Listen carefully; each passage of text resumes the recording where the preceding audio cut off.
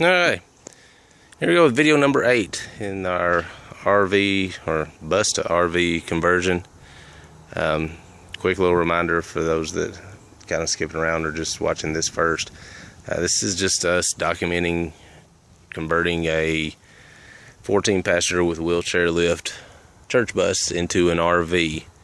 We're doing this as cheap as we can. This is a budget project, and so anyway, it's just a little bit of how to do things, how to do it on the cheap, a little bit of just helping folks out if they try and do this, because we started this without a clue of what we were doing, and have hit a few snags and figured some things out, and just trying to share that and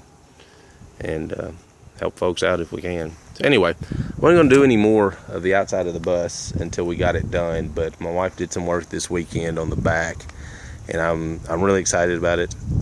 I'm proud of it. I think she did a great job. So I'm going to show that. I wasn't going to show any more of the outside because we're going to have a little bit of a theme going, and it's going to be a bit of a spoiler. But anyway, I couldn't wait. So anyway, here's the back of the RV, and those of you that aren't Star Wars fans, that is a stormtrooper. My wife did that freehand, just with some automotive paint in a can on top of the Rhino liner. She says there's a few things that need to be done to it. I think it looks really cool. I think it looks great. So anyway, had to share that. I was excited about it. We are going with a Star Wars theme on the outside just because it's our bus. We can do whatever we want to with it. Anyway, more of the outside when we get more of that done. The rest of this, I'm going to show some things on the inside. Number one being the peel and stick is done. Finally, my knees and my back are glad it's done. I think it turned out really well. I'm really rather excited about the look of it.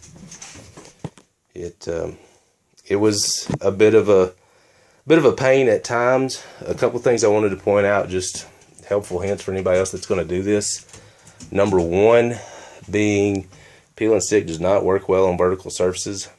I've had a hard time getting these pieces on the side of the wheel well covers to stay in place. Matter of fact, you see this drill here, it's holding a piece in place that wouldn't stay. I ended up just using some epoxy glue on it and trying to get it to stay in place that way.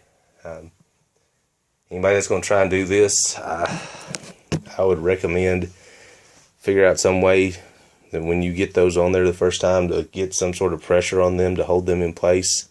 I don't know, maybe some paint cans or something. It's kind of hard to get any real pressure on the sides like that. Or maybe just don't put peel and stick on there at all and maybe paint it or something like that. I don't know. Just a heads up on that. The other thing is, the bus on the interior, it's kind of hard to tell in any of these videos or when you're really looking at it, but it's not square. It's kind of rounded at the ends, and not only that, it's rounded in different ways, different sizes, different shapes, where the carpet meets the floor. Some of the spots I've noticed where the carpet meets the floor stick out more than others, so I've really ended up with some gaps. You can see there where I've got the electrical coming in, that there's some major gaps that I got to fill in. And then with the wheel well covers being hard like they were to do, there's a couple of gaps there. The ones on the floor, I was going to take some leftover pieces and trim it up the best I can to fill in spots. Some spots on the vertical surfaces there, like here in this corner, and then along this edge right here, and then along the edge right here, the one I'm having trouble getting to stick. I'm probably going to fill in with some black caulk, see how that looks. Maybe mix some black and white together and get a gray that halfway matches the peel and stick. See how that works. I'm not sure. And like I said at the beginning, this is help folks out as best we can. I don't have an answer to fixing that problem. You just kind of have to figure it out as you go, and do a lot of cutting on the peel and stick, because you're not going to have a lot of right angles, especially if you don't run it all the way to the back like we did, just to save the money, not having to use as much of the vinyl. Anyway, that's where we are now. Not done with the interior yet. We're still going to add in possibly a table that folds down. Still going to add a fridge and a microwave eventually. We're not going to do it right away, but eventually we'll add a sink with some inside plumbing. We'll be using a composting toilet versus trying to make any kind of a bathroom in here. One of the other big points of doing this for us was just, we didn't want to buy one pre-made because we want the big open space like this. We didn't want one that's all chopped up, or a 23-foot RV like this is, that has 2 beds and a bathroom and a shower. We wanted the open space, room to move for us, room to move for the puppy dogs as well. So we're not going to add a lot more. Like I said, a table. We've got a cabinet we're going to add in. Probably to, actually, at least part of that will be to cover that up, and we'll have the power inverter stuck in it. We were going to add a TV, but I think what we're actually going to do is just take our laptop with us, and all we'll be watching on the TV is Blu-rays anyway, so there's no point in spending the money on one. We're also the nasty, ugly, yellowish cream colored surfaces. We're going to paint them. I'm going to paint the black wall, or the back wall. Probably going to go with a light blue, maybe a gray to match the floor.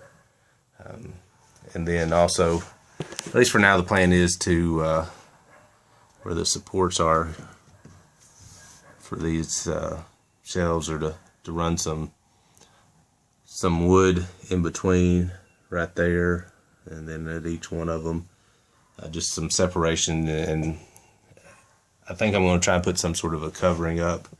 That way we can, some doors or something like that, so that we can actually stack stuff up there and not have to worry about it coming flying out if something happens, or if we got to stop real quick or something like that. But anyway, a good chunk of the interior is done. Getting the wall covering up that we did with the wood, getting the peel and stick done, and that monster of a day bed put together.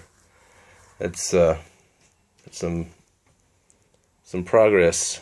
I'm pretty excited about it. It's really at the point now where if we wanted to just pile the dogs in and go, it's for the most part livable. So anyway, we got lots of rain coming the next week, so this may be the last video for a while. I don't know that I'm going to get anything else done. At least not a whole lot done. Anyway, questions or comments, leave them down in the comments. I'm curious to hear back from anybody that's watching these, just what you think, or especially any suggestions. I would love that. That would be great. So anyway, that's all I got for this one. Hopefully have another video before too long.